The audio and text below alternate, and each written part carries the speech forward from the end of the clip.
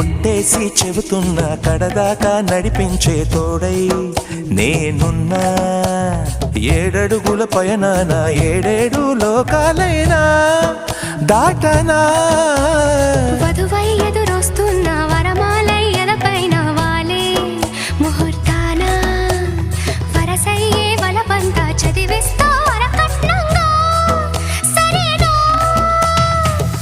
కోటి దేవతలు మక్కువగా కలిపారే ఎన్నెన్ని జన్మలలో ఈ పొంగుముడి.